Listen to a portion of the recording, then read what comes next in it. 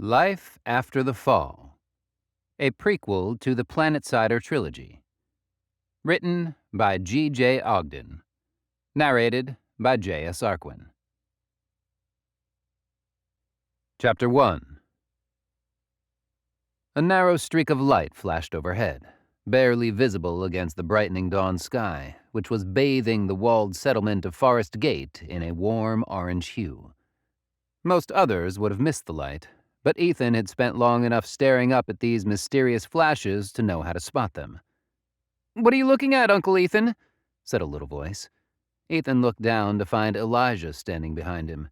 The boy shared his adventurous uncle's talent for stealth, though Ethan felt a little embarrassed that Elijah had managed to creep up on him so easily.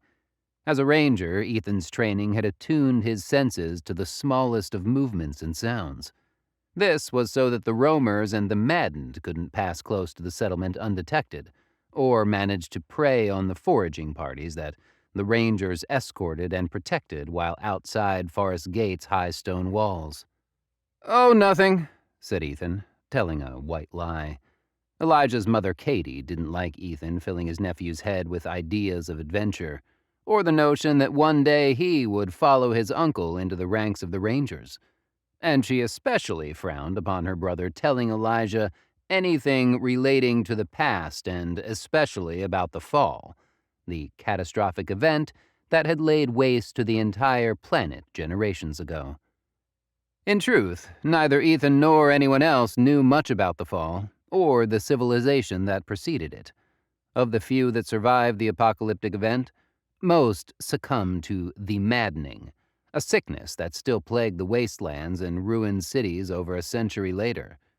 The maddening twisted those afflicted into roamers, people stripped of empathy and conscience, who preyed on unwary travelers. But as the maddening bit deeper, the changes would become more severe, warping not only a person's mind but their body too. Ethan had heard fairy stories of monsters and ghouls as a child, but nothing came close to the reality of the maddened. Yet, by some twist of fate, or more likely chance, a small number of people survived the fall. These people developed a resistance to the toxic soils and rains that came after, sparing them from the horrific consequences of the maddening. This hardiness was then passed down through the generations, eventually to Ethan and the other settlers of Forest Gate. Sadly, an inborn resistance to the maddening was the only inheritance handed down by these first survivors. Due to the collapse of society and destruction of the cities, practically no record of the past remained. As such, nothing was known of the pre-fall world, beyond a few fragmented stories and rumors that only a handful of older settlers could recall, and even fewer cared to discuss. That was how Katie preferred it, and how the other inhabitants of Forest Gate and the other settlements preferred it too. Talk of the fall and what came before was feared and discouraged by everyone. Everyone, that was, except Ethan. On this occasion, Ethan decided not to fill his nephew's head with exciting ideas and mysteries. This was largely because he was about to venture beyond the walls with the scouting party, and didn't have the time. However, it was also because the story of the fall was likely something Elijah had not yet been told about. Ethan knew that innocence was a precious thing to be cherished for as long as possible. There would come a time when Elijah could no longer be spared knowledge of the horrors of their world, but that time was not now, he decided. "I'm just enjoying the sunrise while I wait for the other rangers to get here," Ethan continued, smiling at his nephew. "You mean Aunt Summer?" asked Elijah brightly. "I don't only go on scouting parties with Summer, you know," replied Ethan, a little defensively. He was aware, as was everyone else in Forest Gate, according to local tittle-tattle, that folk considered Ethan and Summer to be the worst-kept secret in all the surviving 27 settlements. Yet, as was usually the case with most things in the broken and beleaguered post-fall world they all inhabited, the truth was more complicated. He and Summer were close, but they were just fellow rangers, a relationship built on mutual respect and admiration. Perhaps once, when they were both younger, it could have blossomed into something more, Ethan mused. However, that wasn't to be, and now Summer was merely a friend and fellow ranger. Though, as someone with a reputation for being guarded and even a little standoffish around others, the fact she was the only person outside of Katie and Elijah that Ethan enjoyed spending time with spoke volumes. She was as much family to him as his sister and nephew were. "My ears are burning. What are you two gossiping about?" Ethan and Elijah both looked around to see Summer standing a few meters away, hands on hips. Her hunting bow was slung over her left shoulder, while her vibrant red hair flowed across the quiver of arrows on her back. In the brightening sunlight, it flickered like strands of pure fire. "I was just saying Uncle Ethan only ever—" Elijah began, but Ethan cut him off. "He was just saying too much, as usual," Ethan said, playfully knocking Elijah off balance with a nudge of his hip. Then Ethan quickly changed the subject. "So, where's the doorman so we can get moving?" Summer rolled her eyes. "That joke never gets any funnier, you know. Doorman's on his way now." Ethan smiled. Though she claimed otherwise, he knew that Summer enjoyed the silly play on words as much as he did. Summer then walked up beside Elijah and placed a hand on his shoulder, giving it a gentle squeeze. "Does your mom know you're out here?" "Yes," said Elijah, the faintest of smirks curling the boy's lips. "You're a terrible liar, just like your uncle," said Summer, smiling down at him. "But seeing as you're already here, you may as well give us a send-off." "I get the blame for being a bad influence, but really it's all your fault," Ethan protested, as Elijah hugged his aunt, a roguish smile reaching from ear to ear. "That's the way I like it," Summer laughed. She jabbed Ethan on the shoulder, then set off towards the main settlement gates. "Come on, Ranger. The wastelands won't scout themselves." Ethan rubbed his arm, then noticed Elijah was still smirking. "You won't find it so funny when she does it to you," Ethan warned, his eyes narrowed. "Summer's famous for punishing ranger recruits, only slightly less severely than she does roamers." "That's okay. I can't become an apprentice ranger for a few more years yet anyway," said Elijah, completely missing the point. Then the boy's expression darkened. "You'll be okay out there, though, won't you, Uncle Ethan? Mom always worries about roamers and the maddened." Ethan knelt down, then held his nephew's shoulders and offered the boy a reassuring smile. "Don't worry, I'll be fine. Besides, I have Summer to protect me. I've never seen a roamer that scares me more than she does." Elijah chuckled, and the vibrancy returned to the boy's cheeks and eyes. Ethan released his grip and nodded towards the huge metal gate that helped to protect the settlement. It had been reclaimed with great difficulty from a compound on the outskirts of the ruined megacity that sprawled out for miles at the foot of the valley, a few days' travel away. "Now why don't you run up onto the platform above the gate so you can watch us leave?" Ethan added. Elijah didn't need telling twice, and immediately sprinted to the gate to climb the ladder to the ranger platform at the top. Katie would unleash all kinds of mother's fury on him if she knew that was where he'd gone. However, Ethan figured that since he was going to be outside the settlement walls for the next few days, he would be spared her wrath, at least until he got back. Ethan then spotted the third and final member of their scouting party crossing the main settlement square. He was a senior ranger called Rex Dorman, and was one of only a handful of people who possessed the authority to open the gates, hence the nickname, the Doorman. Ethan cursed under his breath, realizing he'd gone from being first to be ready to the last to arrive. He adjusted the straps on his pack, checked that his short staff, the standard weapon of a ranger, was correctly stowed, and jogged over to join his fellow rangers. He arrived just as Elijah finished the climb to the guard platform. His nephew was now nestled between the two rangers on watch duty, waving manically at him. "Great, I get to be the third wheel with you two again," complained Dorman as Ethan hustled up beside him. Summer sighed and glowered at Dorman to make sure he was aware of her annoyance. She was used to the thinly veiled innuendo by now, especially from Dorman, but she also gave as good as she got. "We did ask around for other volunteers, but no one else came forward," Summer said, the corner of her mouth curled into a smirk. "It's odd, because they were all so keen until we mentioned you were coming." "Very funny, Ranger," said Dorman, becoming more stern and assertive. "Now let's just get this done. I don't want to spend any longer with you two lovebirds than I have to." Dorman was quick to anger, especially whenever someone got the better of him in a contest of wits, which was all the time when it came to Summer. Dorman headed out first, but Ethan and Summer waited a few seconds before following. This was to allow enough of a distance to open up between them and the older, more senior ranger so that they couldn't be overheard. "Try not to wind him up too much on this trip, Summer," Ethan said, as the gate began to creak shut behind them. "Dorman is miserable company at the best of times, and more so when he's grumpy." "Yes, but that still makes him better company than you." Summer punched Ethan hard on the arm and swept ahead to avoid the possibility of a retaliation, hair flowing behind her like liquid flames. Ethan then heard the faint cackle of laughter carried on the wind, and looked back to see Elijah peering over the wall, laughing and waving. Chapter 2.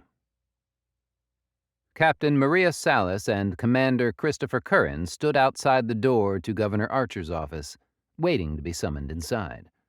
They had been standing there for 10 minutes already, and the wait was starting to make Maria fidgety. Her foot was tapping, and her exhalations of breath were increasingly morphing into elaborate, impatient sighs. Curran glanced across at her, eyebrows raised.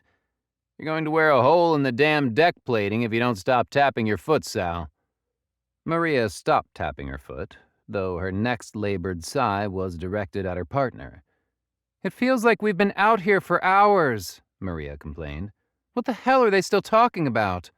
"It's not even been 10 minutes, Captain Exaggeration," said Curran, shaking his head at Maria. "Besides, you know Archer. That man can talk and still not say anything." "Sure, but the only other person in there is your brother, who's hardly known for his conversation skills." Curran laughed. "You must be the only person on this entire moon base who likes that guy less than I do." "All I can say is you must have inherited all the charm genes in your family, old man," said Maria. "And that's not saying much." "Ouch, Sal. That was a low blow," Curran replied, pressing his hands to his chest as if his heart was about to explode. Maria smiled and waggled her eyebrows at her partner, then resumed her sentry-like pose in front of the governor's door. It wasn't long before she was sighing and tapping her foot again. "Can pilots still fly without the use of their right foot?" mused Curran, glancing down at Maria's bobbing boot as if it were deliberately mocking him. "I'm speaking hypothetically, of course, in case you suddenly and unexpectedly fall afoul of a terrible accident." "If you prefer, I can shove my foot up your decrepit old—" The door slid open with a hiss, and Maria just managed to cut the sentence short. Both Maria and Curran straightened to attention as the form of Governor Archer appeared before them, wearing a casual, easy smile. "I'm sorry, Captain Salas. Am I interrupting something?" queried Archer. The darkness of his tone contrasted with his easy smile, somehow adding to its quiet menace. "No, sir," said Maria, tensing her muscles even more tightly and staring directly ahead, as if the governor was invisible. "Good. Then please step inside, both of you," Archer continued. "We have serious matters to discuss." The governor returned to the huge hardwood desk at the back of his office, above which hung the logo of the Universal Energy Corporation, machined from a solid block of titanium. It looked out of place in an office that otherwise had the homely appearance of a centuries-old study. Just to the left of the desk stood Major James Curran, Christopher Curran's older brother. If Archer's passive-aggressive greeting hadn't already been enough to cause the pit of Maria's stomach to tighten, the sight of the Major's unyielding, soldierly expression did the trick. As she stepped further inside the office, It felt as if the temperature had dropped by several degrees, despite every sector on the UEC moon base being maintained at a steady 25 degrees Celsius. Major Curran merely glowered briefly at Maria, then nodded towards his younger brother, who returned the grudging gesture of respect with a stiff nod of his own. Archer slowly circumnavigated his desk, as if pacing away at the front of a funeral cortege. The governor then drew back his tan leather executive chair and slowly lowered himself into it. There was a brief silence while Archer rested his elbows on the desk, then looked at Maria and Curran, carefully mulling over his next choice words. The governor was still wearing his easy smile, but the dark circles around the man's eyes and the new flecks of gray in his short-cropped brown hair betrayed the stress he was under. In consultation with my military advisors from the Security Corps, I have decided to proceed with the Planetsider mission, Archer finally announced. Maria's eyes widened, conveying her surprise that Archer had actually greenlit such an ambitious and frankly drastic plan. She then glanced at Major Curran, assuming that he was the advisor the governor had just mentioned. The soldier had remained at the governor's side, guarding him like a sentry. Unlike her own eyes, the soldier's grim expression gave little away. As I am sure you have both already realized, your presence here confirms your selection for the mission, Archer went on. The man then slowly lifted his elbows off the desk and sat upright in the high-backed chair, with his fingers pressed together in a pyramid. For the first time since opening the door to Maria and Chris Curran, his easy smile dropped away. I do not need to impress upon you the significance of this mission to the future of the UEC, the governor continued, his tone now as serious as Major Curran's expression. I am aware of the risk, especially to yourselves, but I am convinced that it is the only way to safeguard our civilization and ensure our enduring future. We understand, sir, said Maria, nervous energy compelling her to say something for fear of spontaneously combusting if she kept quiet. We won't let you down. Maria glanced across to her partner, who, in stark contrast to herself, looked like he was in a hypnotic state of meditation. If the news had stirred any emotion inside him, it was impossible to tell. This was one of the reasons they worked so well as a team, Maria realized. Chris Curran was unflappable, dependable, and exactly the sort of person to have by your side in a crisis. In contrast, she was impulsive and headstrong, traits that would often get her into trouble that Chris Curran usually got her out of. However, she was also an exceptional pilot, and it was for this reason that Governor Archer had selected her for the mission. Your objective is to return to the planet's surface, secure the cooperation of an uncorrupted survivor, and return with them to this base. Major Curran grunted, picking up from where Archer had left off. Obviously, we'd prefer their willing cooperation, but it is not essential. You are to retrieve a Planetsider by any means necessary, because our very survival depends on this. Is that clear? Don't worry, Major. Sal and I can be very persuasive, Curran replied.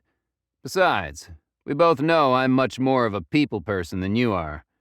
Chris Curran smirked at his brother, who remained stern and serious as if to make it clear that the attempt to wind him up had failed.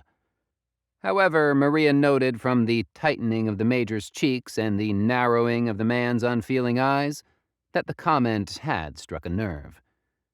Then it is a good thing that you have been selected for this mission rather than I, the Major replied testily.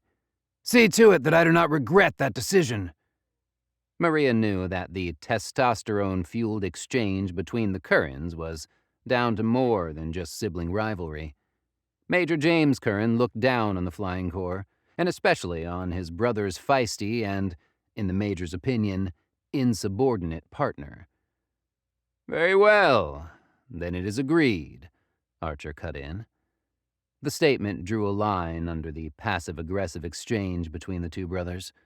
However, Maria could also detect undertones of regret, as if Archer had countenanced the decision only because he ultimately had no choice. "As I understand it, you have already made the requisite preparations," Archer continued. "Yes, sir," Chris Curran and Maria Salas said in unison. Governor Archer pushed himself out of the chair, suddenly appearing weary and tired. "Then you are to leave immediately. Now, if you will excuse me, I must meet with First Minister Kuba and inform the Council of Ministers." Archer navigated himself around his huge hardwood desk, then shook the hands of Chris Curran and Maria Salas in turn. "You both have reputations for excellence." Maria felt sure she heard the Major snort his disapproval. "It is not an overstatement to say that the fate of the UEC, perhaps even the human race itself, is in your hands. But I have every confidence that you will succeed." With that said, Governor Archer departed the office, leaving Maria and Commander Curran alone with the frosty-looking Major. To Maria, it felt like the temperature in the office had dropped by several degrees. Major Curran marched up in front of Maria and wasted no time in taking control of the conversation. With Archer gone, so vanished any trace of the soldiers' required professional politeness towards them. "You'd better be equal to the task, Captain," Major Curran said, snarling like an angry dog. "This isn't some little pleasure cruise around the moon base. President Nevaeh will launch everything the GPS has at you once she realizes you're heading planetside, instead of attacking their space station. If you mess this up, then—" "I know the stakes, Major," Maria cut in. She was already having to fight the urge to pop the arrogant, condescending soldier in the mouth. "I'm the best pilot the UEC has, so I'm the best chance we have to get planetside and back again." Major Curran grunted derisively. "Archer thinks so. No doubt due to the influence of my brother." The Major shot Chris Curran a scornful look as he said this. "But I do not." "Well, it's a good job you're not in charge then, isn't it?" said Chris Curran, stepping closer to Maria so that he invaded the Major's field of view. "And I'm equal to the task, too. Thanks for asking, brother." "You're a fool to volunteer," the Major hit back, each word like a jab to the commander's ribs. He squared off against his brother and straightened his towering frame to its full height in order to peer down at him.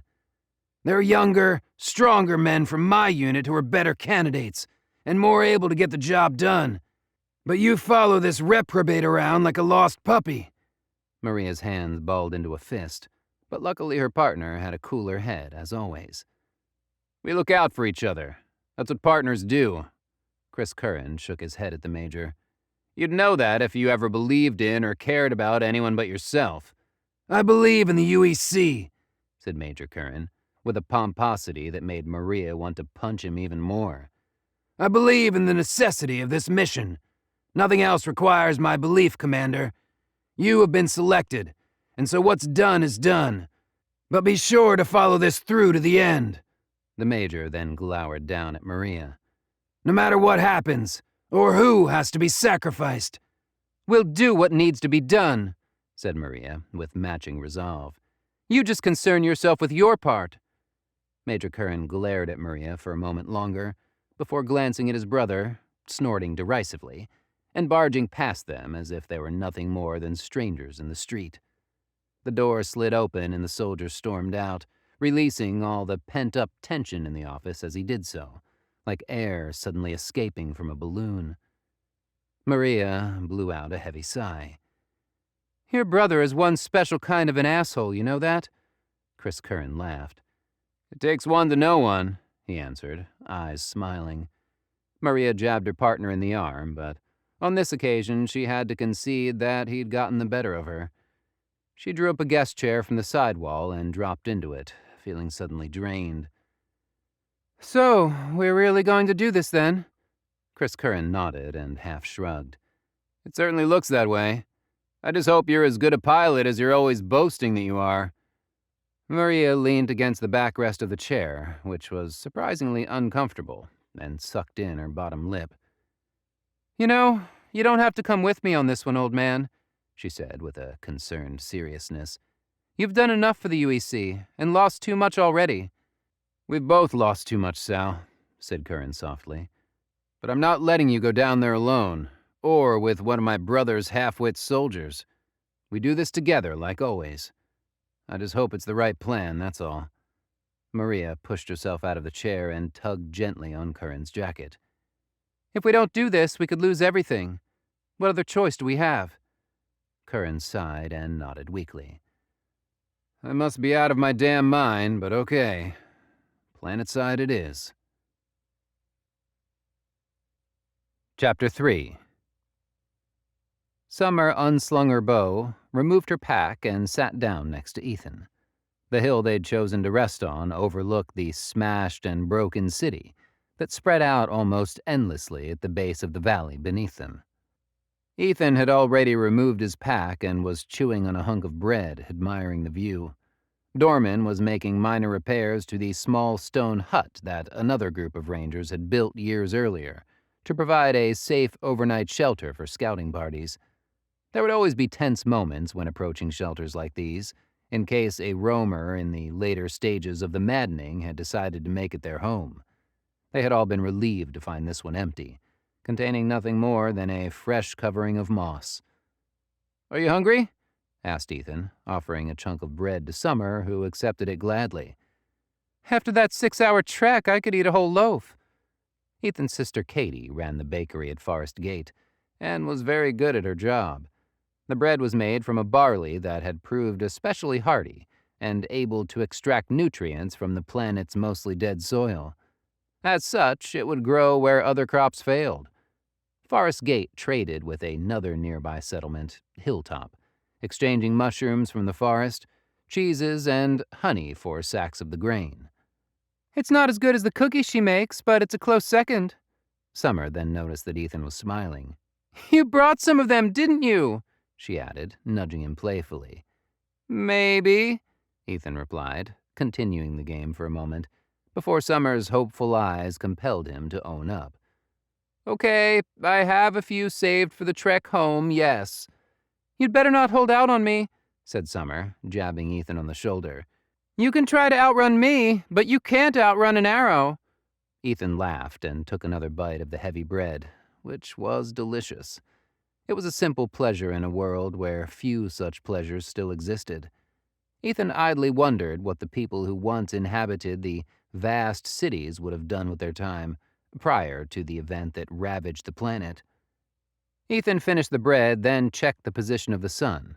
The day was creeping on into late afternoon, and though the light was still good, the sky had begun to take on an autumnal tone, which made Summer's intense red hair all the more vivid and striking. These were the moments Ethan savored most of all. The warm nights where he could sit on a hilltop and almost pretend that the apocalypse hadn't happened. If he looked in the right direction when the light had dropped low enough, the surrounding countryside almost looked unspoiled. However, the illusion would not last for long, as scorched plains or broken cities came into view and reminded him that the planet was still slowly dying. The walls of Forest Gate, while necessary to keep roamers out and the few animals they had captured in, were suffocating to him, as was the attitude of its inhabitants, none of whom had any interest in the cause of the fall or what existed before it. Summer was the same. To her, the past was best left buried. All that mattered was living in the moment and cherishing what little they had. Yet, because of their closeness, she would tolerate Ethan's musings, at least to a degree. "What do you think they would have been doing right now?" said Ethan, gesturing towards the city and the towers that had their tops broken off like dead branches. "Before the fall, I mean." Summer rolled her eyes and sighed. Not this again. Ethan smiled. Summer had foolishly hoped that he might not bring up the subject for once. Come on, Summer, play along, said Ethan, gently nudging her with his shoulder. Fine, if it will shut you up, Summer said, making her exasperation clear. Then she looked out at the city, while Ethan keenly awaited her answer. I think they would have been safe and warm in their beds, blissfully unaware that everything was about to come crumbling down around them.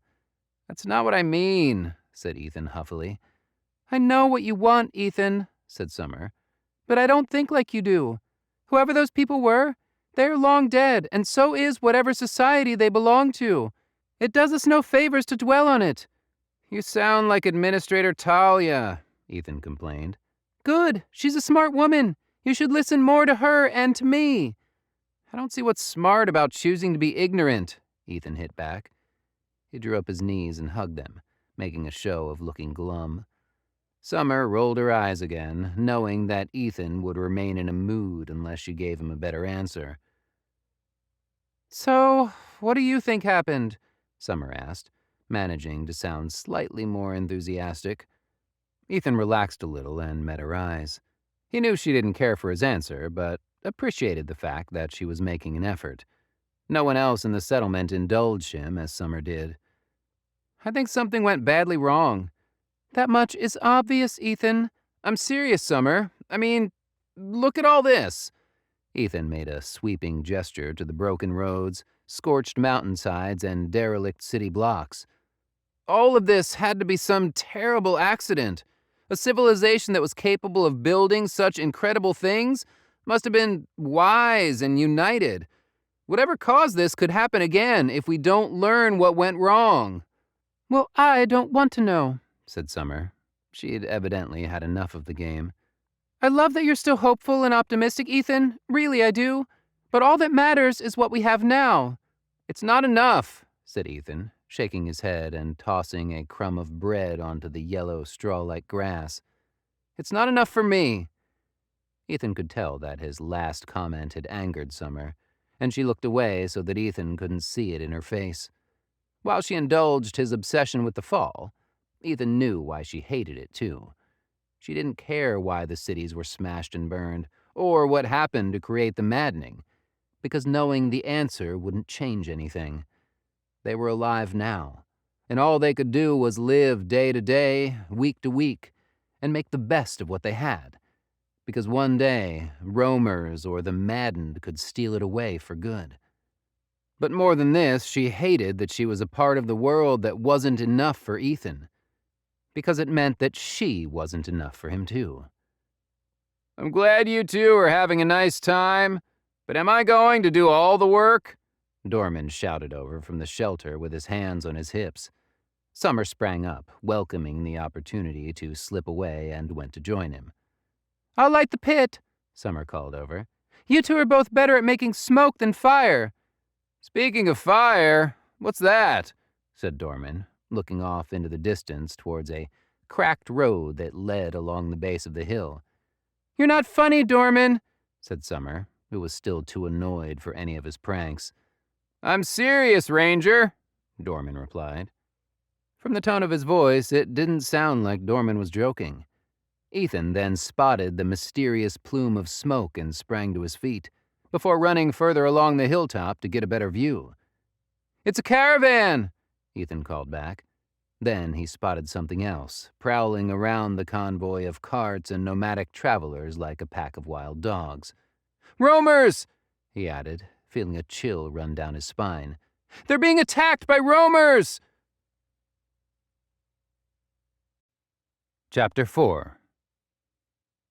Panic and frenzied fighting had already set in, making it difficult for Ethan to count the total number of roamers attacking the caravan. He knew one thing for certain, though, which was that there were more roamers than this small band of travelers could possibly handle on their own. They won't survive this attack, Ethan said, glancing at Summer.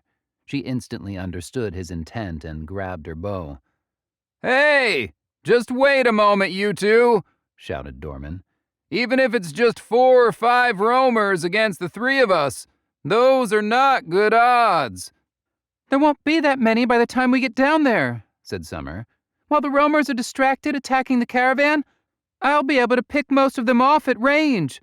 Most, but not all, said Dorman, who, despite knowing Summer's skill with the bow, was not reassured by her answer. If we don't help, they'll all die, Ethan said, stating the cold, hard truth of the matter. "Stay if you want to, but I'm going." "I'm going too," Summer said, running to Ethan's side, bow in hand. Dorman growled and then removed his short staff from the stow on his pack. "I knew one day I'd regret going on these scouting parties with you two." The Rangers ran down the hill towards the caravan and the marauding roamers, in the opposite direction to which most sane people would run.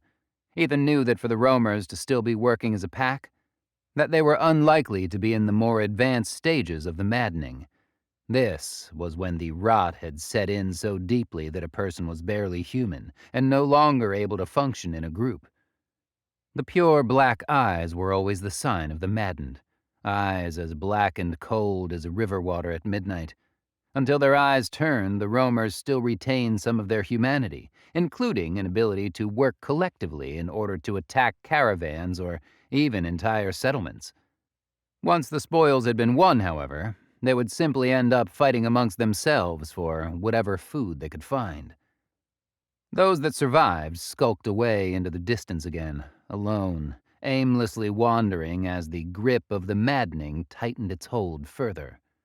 Once fully turned, these inhuman beings were to be avoided at all costs. Even one maddened creature would pose a deadly threat to all three of them. But against roamers, they had a chance. This was despite the fact that roamers possessed greatly enhanced physical strength and a chilling lack of emotion. Ethan cried out, intending to draw the roamers away from attacking the 4 carts in the caravan. It worked, and as they closed the distance, he could see 5 of the figures break off and advance towards them.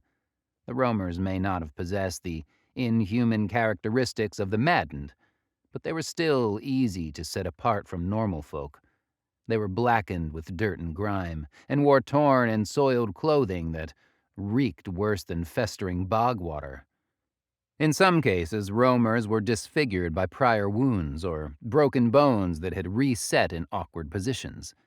Yet these injuries did not appear to cause them any pain. Roamers were freakish contortions of men and women, a side effect of the corruption that had blotted the entire planet since the fall. Summer slid to a stop, drew an arrow from her quiver, and fired. Ethan heard it whistle past his head and saw it thud into the chest of one of the attacking roamers. The man fell to his knees, staring at the arrow in his chest with a mixture of anger and confusion. 2 more arrows had found their targets before Ethan had even reached the group, but he did not slow his charge. Swinging his staff with practiced accuracy, Ethan crushed a roamer's throat and left the half-man, half-monster writhing and twisting in the mud. Dorman was holding his own against a female roamer, whose fingers were mangled together so they more closely resembled the point of a spear. He heard Dorman cry out as the woman's nails dug into his skin. A moment later, an arrow sank into the roamer's neck. Dorman pushed the woman away as she clawed at the shaft of the arrow in an attempt to dislodge it. However, the roamer merely succeeded in tearing open the wound and quickening her death. "Damn it, Summer! That was too close!" Dorman shouted, pressing a hand to his shoulder where the roamer had injured him. "You're welcome," Summer called back. She ran up beside Ethan and knocked another arrow. "How many more are there?"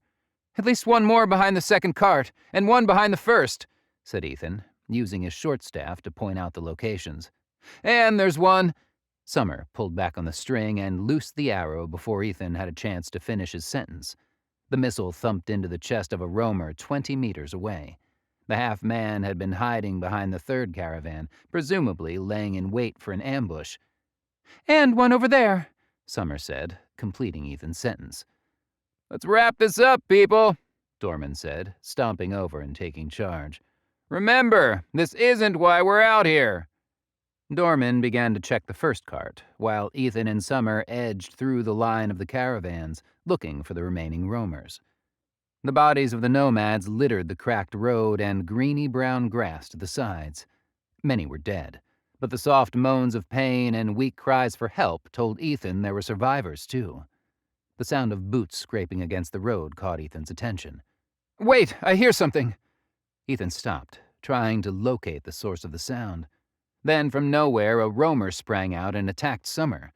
There was no time for her to shoot, so instead she swung her bow at her attacker as if it were an axe. The impact barely registered, and the creature plowed into Summer like a battering ram. Ethan swung his staff, hearing the crack of wood against bone. The roamer cried out and recoiled from Summer, and Ethan saw that the man's forearm was bent unnaturally where the bone had snapped. Ethan went to strike again, but the roamer slashed Ethan across the chest with its other arm and knocked him to his back. The creature stepped above him, eyes dark and soulless. It was not yet fully maddened, but the roamer was further gone than the others, and Ethan knew he was in trouble. Ethan kicked the creature in the gut, forcing it to bend double, but this only brought its hand closer to his throat. He tried to scramble away, but the creature had a hold of his tunic, and its grip on him was too powerful to break. The roamer then raised its broken arm like a mace, and Ethan steeled himself for the crippling blow he knew he couldn't escape. Then, as the arm was about to be smashed into his face, the shaft of an arrow punched through the creature's throat, showering Ethan with dark red blood. The creature fell, revealing Summer standing behind it, bow in hand. "Are you okay?"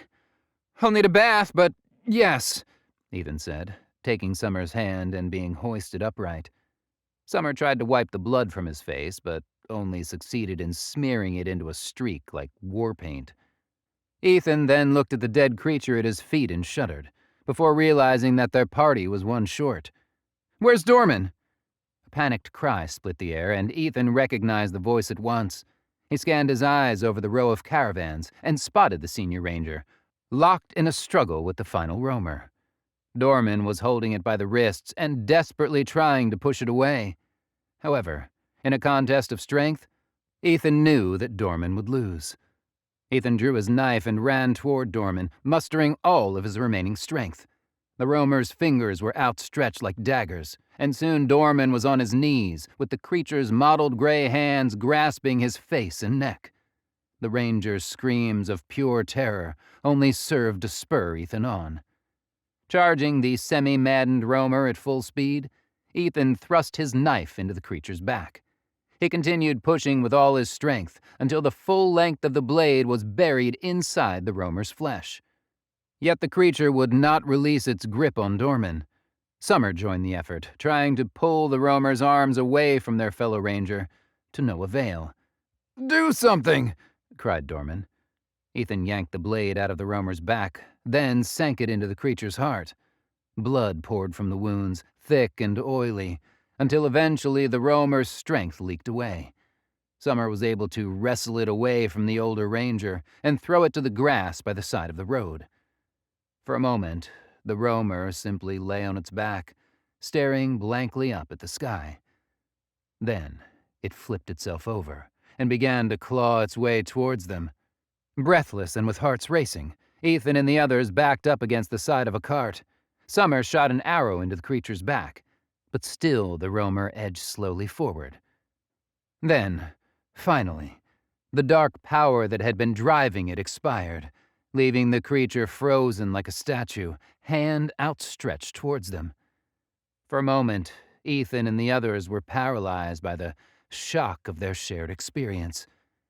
Then another shout for help brought them to their senses, like a splash of iced water to the face. Together they followed the sounds of the shouts and found a man kneeling by the side of a boy. He was perhaps no older than 8 or 9, close to the age of Ethan's nephew, Elijah. "Help me! He's wounded!" the nomad shouted. Without hesitation, Ethan dropped to the boy's side and pulled up his shirt. A shard of mangled black metal was impaled into the boy's gut. It was the sort of improvised weapon that roamers often carried, Ethan realized. They were often reclaimed from the ruined cities that the roamers had wandered through on their long, aimless travels. "Do you have any healing balms and wound dressings?" Ethan said to the nomad, but the man was distraught and could not hear him. Ethan reached across and shook his shoulders. "Hey, do you have anything I can use to treat this wound?" The man just looked at him blankly, and Ethan knew he'd have to improvise. He tore a wide strip off his tunic and pressed it gently around the wound to stem the bleeding. "Hold this, but don't pull the shard out," Ethan said to Summer. "I'll need to get the supplies for my pack."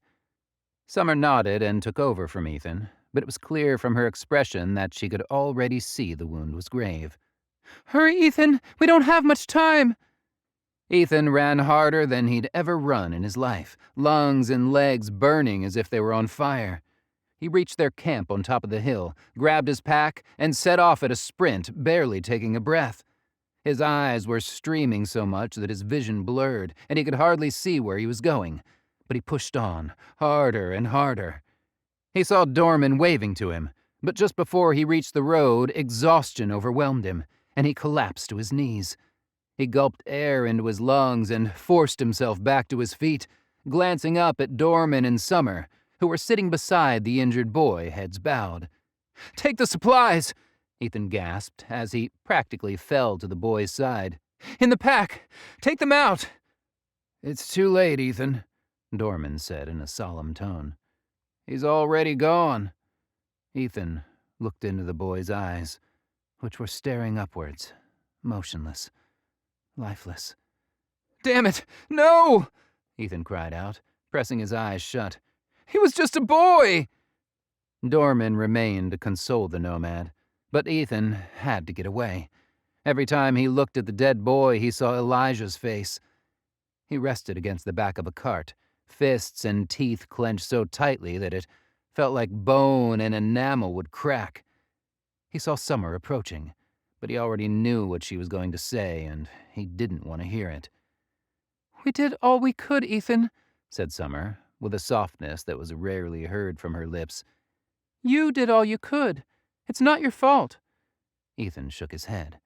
He was angry, angrier than he'd felt in a long time. "No, it's not our fault, Summer. Nothing about this festering, rotten planet is our fault. But something caused the maddening. Something made those things. Whoever did, caused that boy to die." "It doesn't matter what caused the roamers," Summer replied, the softness already absent from her voice. "This is our life, Ethan. It's not right, it's not fair, but it's just the way it is." Ethan knew that Summer had also had to watch the boy die, helpless to save his life. He knew that she felt the same despair and anger as he did. The difference was that Ethan cared why, and Summer did not. "It matters to me, Summer," Ethan hit back, unwilling to let go of his anger. "Why am I the only one who gives a damn?" Not for the first time, Ethan's careless statement had caused the fire behind Summer's eyes to ignite. "Of course I care," Summer snapped. "I just don't care about a past best left buried. Dig it up all you want, but knowing what happened won't change anything. That boy would still be just as dead." Ethan shook his head again. "At least we'd know why. I want to know why." Suddenly, Ethan noticed that a part of Summer's tunic was stained red. His stomach knotted, and his anger melted away. "Summer, you're hurt." "It's nothing." Summer recoiled slightly as Ethan sprang towards her and lifted her tunic to examine the wound. "It looks angry," said Ethan. It was as if the rage he'd experienced moments earlier had never happened. All he felt now was a deep concern for his friend and partner. "I'll need to clean it and bandage it quickly. I'll get my pack." Ethan rose to his feet, suddenly feeling stabs of pain shoot through almost every muscle in his body. Summer rose beside him.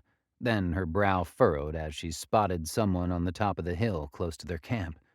It was an old man in a bulky, full-length coat, wearing a backpack that was almost as tall as he was. "Who's that?"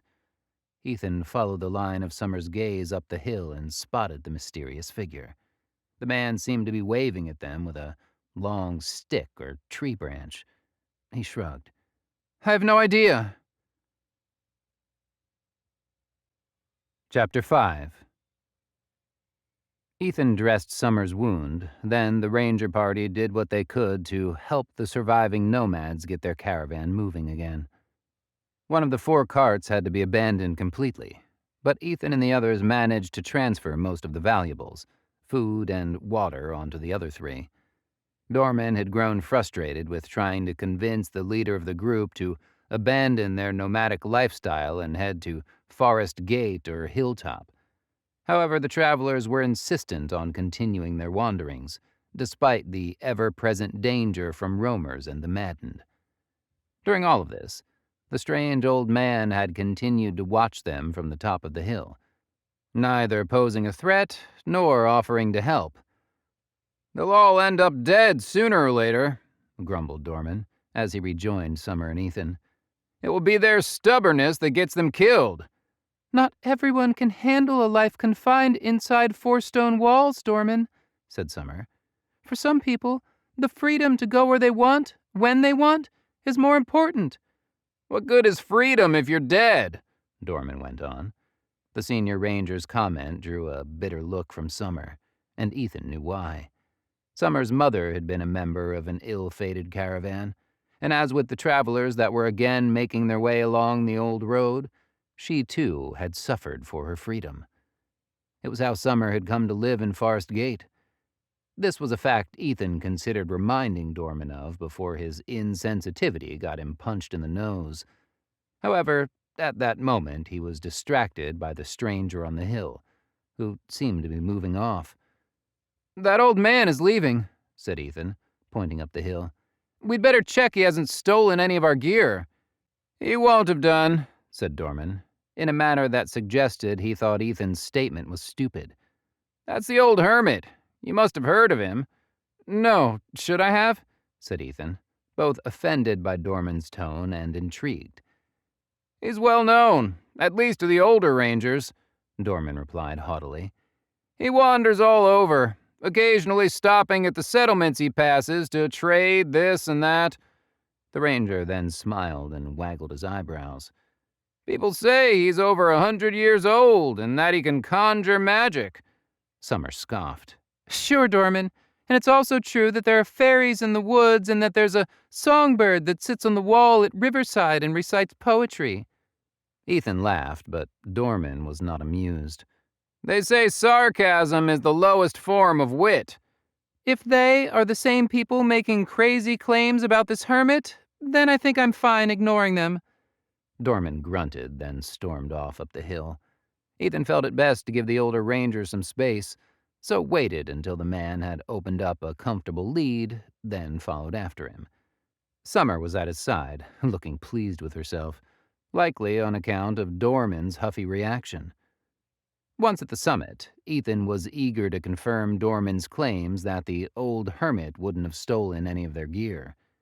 He was surprised to discover that everything still seemed to be where they had left it.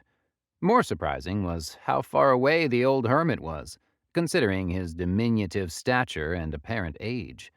He was already so far down the side of the hill that Ethan would have needed to jog for several minutes to catch up.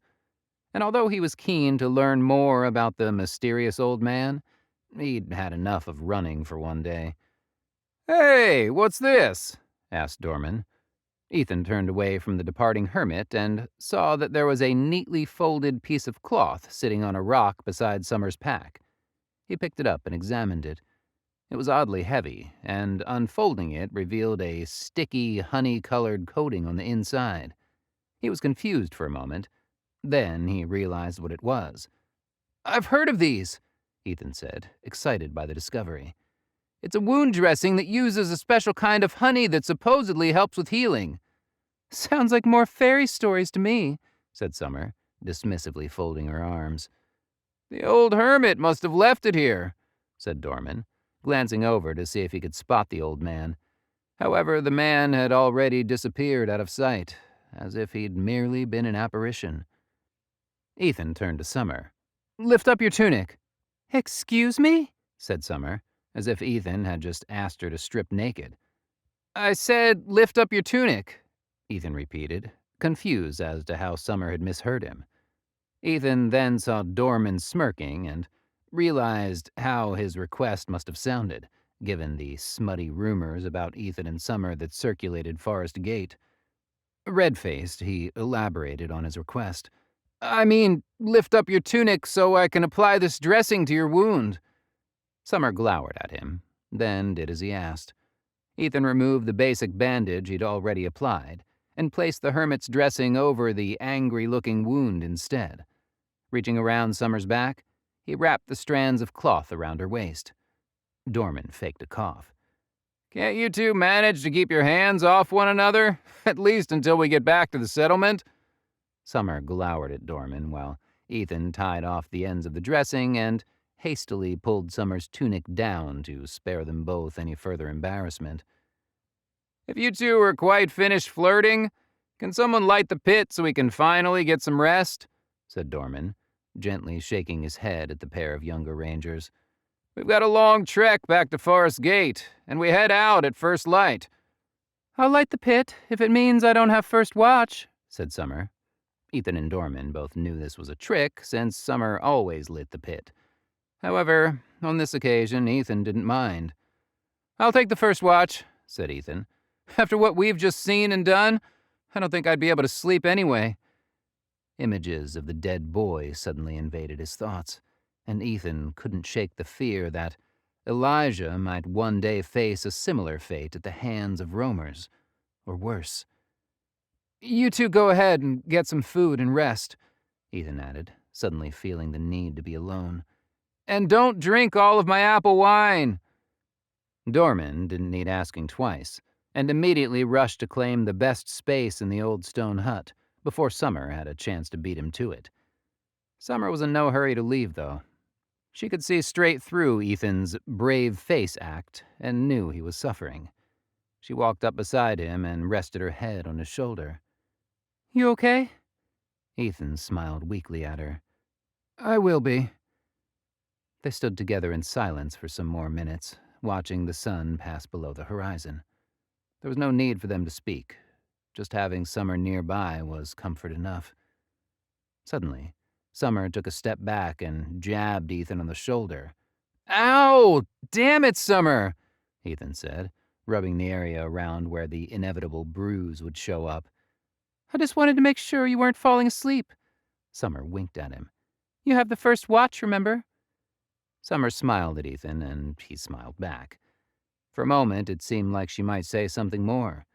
But instead, Summer returned to the camp and set about lighting the fire pit. Ethan was about to resume his duties too, when he saw a speck on the horizon. He squinted and realized it was the old man far in the distance. A streak of light flashed overhead, briefly illuminating the mysterious figure more clearly. Then the flash and the old man were gone. Chapter 6. President Diana Nevaeh rested against the railings of the circular 8th-floor balcony where her offices were located, and stared down at the hustle and bustle of people in the plaza below. Over time, the orbiting space station built by Global Power Security had evolved beyond recognition, but the recreational function of the plaza had remained consistent throughout the years. It was a vibrant, happy place that was in stark contrast to the utilitarian design of the station. Nevaeh thought of it as an oasis in the desert. She heard the tap-tap of footsteps approaching from behind, but didn't turn around to see who it was. Instead, she remained still, the sleeves of her white suit cushioning her forearms against the press of the cold metal railings. "President Nevaeh, I am sorry to interrupt, but I have an urgent report from base security," said the polite and formal voice of a young aide. Diana tilted her head towards the man, allowing her arrow-straight red hair to fall away from her jade eyes so she could get a better look at him. She recognized the aide as a newer member of her junior staff, but couldn't remember his name, and this irritated her. She pushed away from the railings and turned to face the man, hands held together in front of her. She searched the depths of her memory for a name, but it was no use. Her thoughts were consumed with less trivial matters than putting names to faces. "Summarize it for me, please," said Diana. "The reports from security are always written like technical manuals, so dry and tedious." The man fumbled with the datapad in his hand, frantically trying to bring up the information. He had clearly not anticipated the request, but Diana waited patiently while he gathered his senses and finally composed himself. "Security reports that 6 ships have launched from the UEC moonbase," the man said, skimming through the content on the pad and picking out the salient points with more aplomb than his earlier skittishness would have suggested. "Their course suggests they are moving to attack.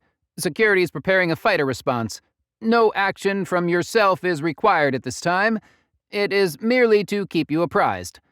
The man finally took a breath after blurting this information out in a series of staccato sentences.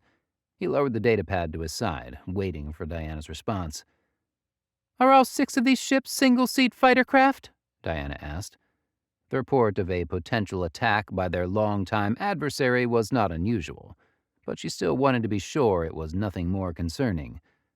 The man said, lifting the datapad back in front of his face to hide his embarrassment. I am not sure, Madam President. Take your time, said Diana. She smiled at the aide in an attempt to ease his jitters, though in truth she was anxious to hear the answer. The man scrolled through the information, eyes scanning left to right with the speed of a snake's flicking tongue, until he found the section he was looking for. No, Madam President. There are 5 fighter craft and 1 larger ship. Security suggests perhaps a combat shuttle or troop carrier.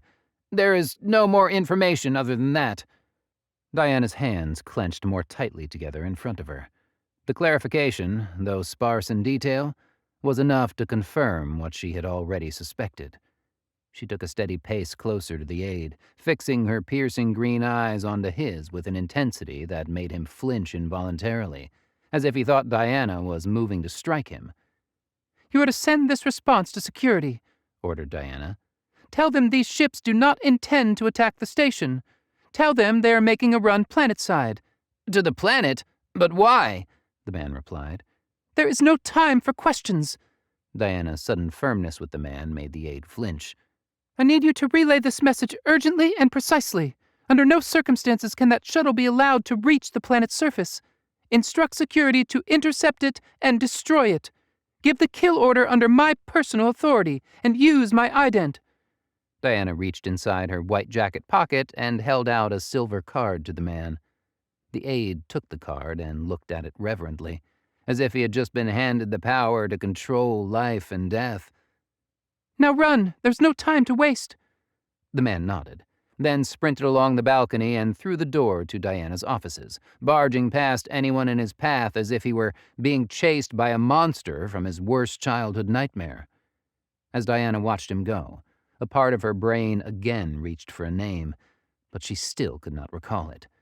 That the young man carried an order of such crucial importance, one that could have significant consequences for the war with the UEC, merited him having a name, if only for posterity.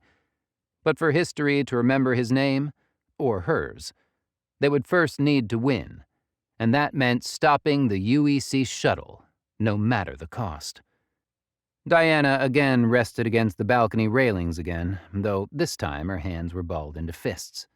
Her operatives had already informed her of the UEC's proposal to send a unit planetside, but she hadn't believed they would try such a desperate move.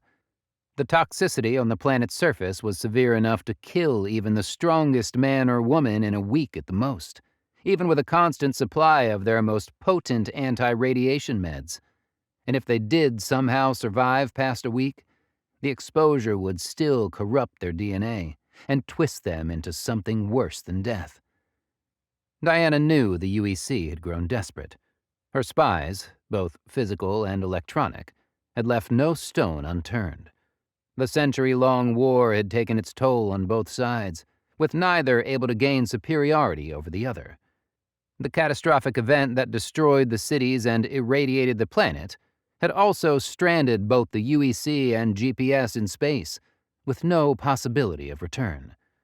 But now the balance of power had shifted, and Diana knew the UEC would never give up the fight, even if their ultimate survival meant risking the death sentence that was a journey planetside.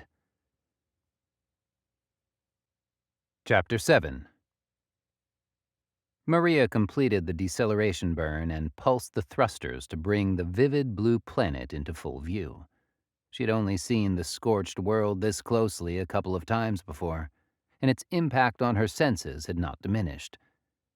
"It's a hell of a lot bigger than it looks from the moon base," said Christopher Curran from the co-pilot's seat. It's going to get bigger yet, old man, Maria replied, shooting him an almost giddy smile. An alert sounded inside the cabin, and Maria quickly checked the status. 7 ships were accelerating towards them, not from the direction of the GPS space station. Her course had intentionally given the sprawling megacity in space a wide berth, but from dead ahead. "What is it, Sal?" Curran sounded uncharacteristically anxious. GPS fighters directly ahead," said Maria as she tightened the straps on her seat. "They obviously wanted to give us a proper send-off." Curran gripped the arms of his seat more tightly. "I wish they hadn't bothered." Maria opened the comlink to her escort fighters, which had all formed up behind her. "Planetside Squadron, this is Captain Salas. You know what to do." Maria's voice came across steady and assured, though her insides were quaking. "Keep those GPS vultures away from us long enough to reach the atmosphere. They can't follow once we've begun entry unless they want to be cooked." A short message came back over the comlink from the lead fighter pilot. "We'll comply, Planetside 1. Good luck. We're all counting on you. Out." Seconds later, 5 angular fighter craft shot ahead of them, their engines brightly contrasting against the blackness of space and the vivid blue of the planet. "We're outnumbered," Curran said. Maria checked her instruments and saw 7 red dots on her screen, versus only 5 blue, not including their own larger dot. "Our pilots are better," said Maria confidently. "I helped to train some of them myself, remember?" "Yeah, well, I would be a lot happier if it was you in one of those fighter cockpits rather than in this heap of crap." Maria laughed. "It may be clunky, but it's tough. It will need to be to get us through the atmosphere." Maria remembered the seemingly endless training simulations they'd run through in order to prepare for the planetside mission. And no matter how many times they'd run through the entry sequence, they always scared the hell out of her. This time, knowing it was for real, her heart was already pumping so hard it was physically hurting her chest. Flashes of light streaked across space ahead of them, followed by a bright explosion. A blue dot on the scanner blinked, then vanished. "Damn it!" Maria cursed. 7 against 5 wasn't great odds, but 7 against 4 was worse. She adjusted the power distribution, dumping as much as she could into the engines and thrusters. "You're going to have to watch the power readings for me. I'm going to be a little preoccupied for the next few minutes." Curran checked his console and saw the power distribution charts shift with the engine line turning red and reading at 120%. "Just try not to blow us up before those bastards out there blow us up, okay?" Maria took hold of the control yoke and smiled. "Hold tight, old man." "If I hold on any tighter, my hands will be fused to the arms of this damn seat." Another flash lit up in front of them, followed by a second. 2 red dots on the console blinked and disappeared. That evened things up a bit, Maria thought, before she saw one of the GPS fighters break away and make a run for them. A warning light flashed up on the console, and an alarm sounded inside the cabin, shrill and unsettling like a demented alarm clock. Maria wrestled with the controls, jolting the shuttle in a chaotic course through space as flashes of light raced past. Curran practically ducked as the last bolt zipped by his window. "That was close, Sal," Curran cried out. Maria only vaguely heard his words. She was still deep in concentration, fighting the controls hard in order to make the relatively sluggish ship move like a fighter. Then a streak of light rushed past, so close that it temporarily blinded her. "No, that one was close," said Maria. She slammed the throttle full forward, leaving the GPS fighter in its wake. Her eyes flicked over to the console, and then back out through the cockpit glass. 3 red dots remained, and 2 blue. More flashes seared the void, and the ship shuddered, followed by another shrill alarm. "Talk to me, old man," shouted Maria. "Minor damage to the top of the port wing," Curran called out. "We're okay, though, so keep pushing." Another GPS fighter flashed past, missing its shot, then spinning around to pick up the pursuit. Even with the shuttle's engines at 20% over maximum, the lighter GPS combat craft were faster. "Push the engines to 130, Maria said, eyes now fixed on the planet ahead. Another blue light flickered and died. "This thing can't handle that sort of power, Sal," Curran hit back. "Do it, or we won't make it into the atmosphere before those fighters shoot us down." Curran clenched his teeth and entered the commands. Maria felt a surge of energy hum through the deck plating under her feet. "Just make sure we stay in one piece.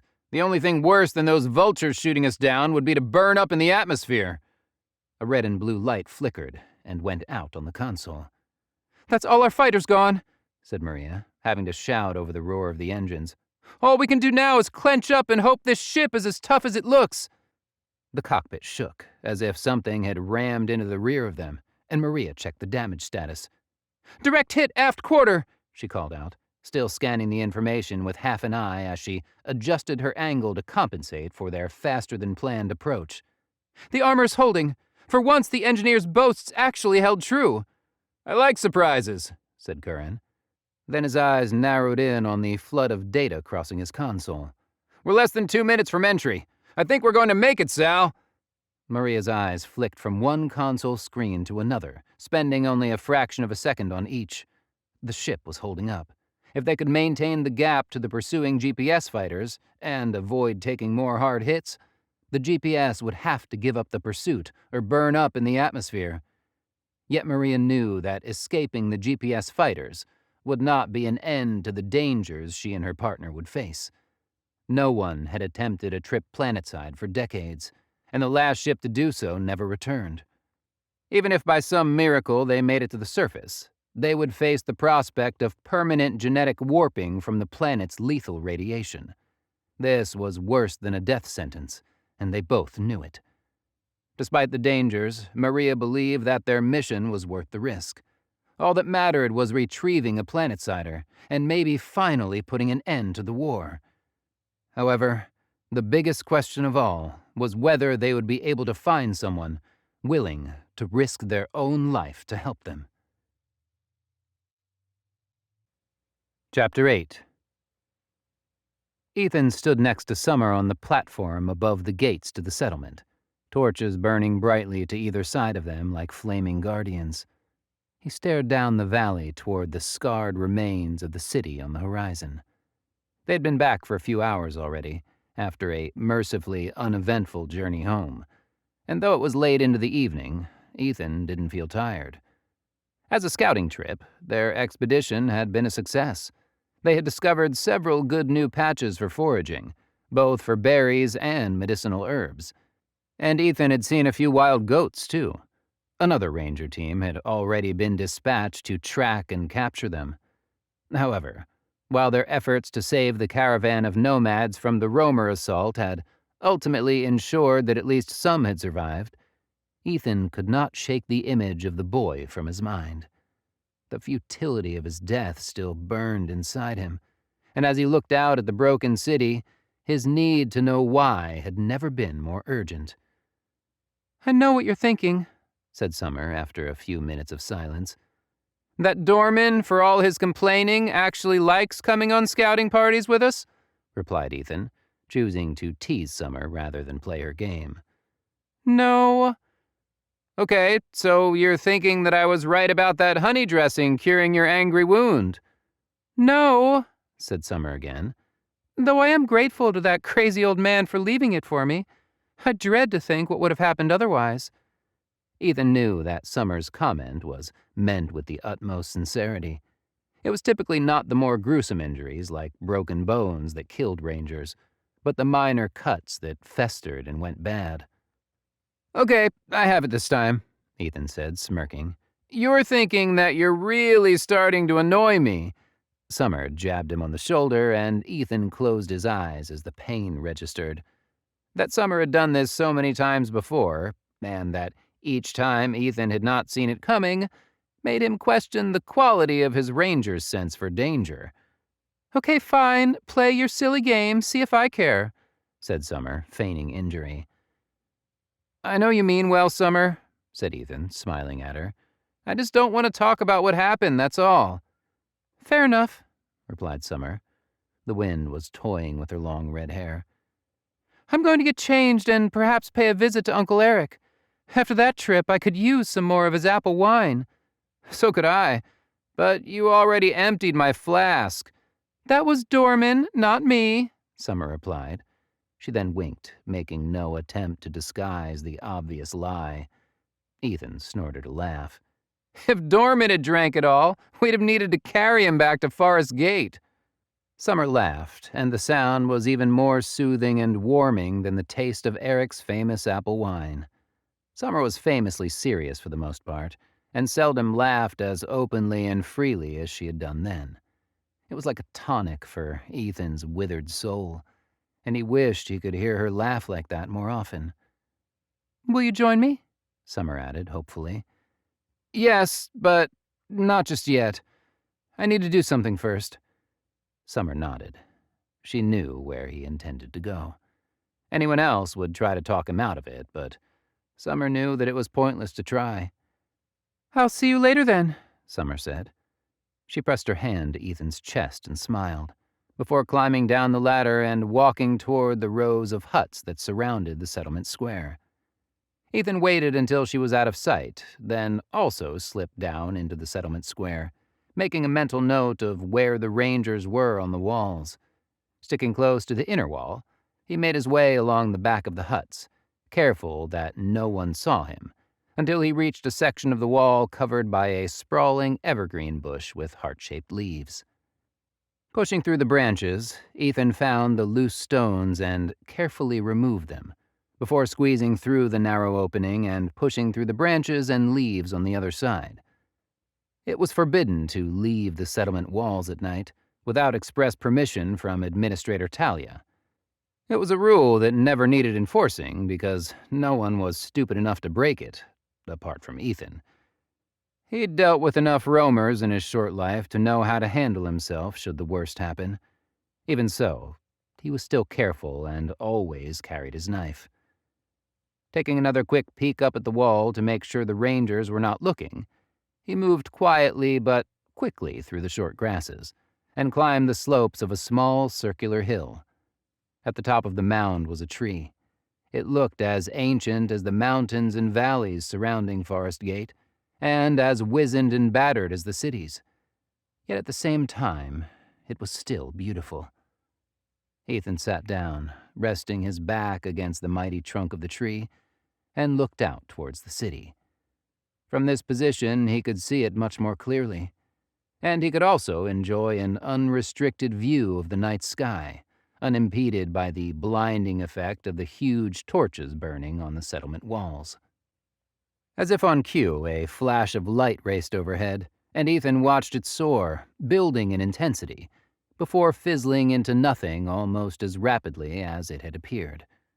These lights had always fascinated him. To the other settlers of Forest Gate, they were the stuff of folklore. But to Ethan, they only added to the questions that filled his mind. Questions such as, who came before them?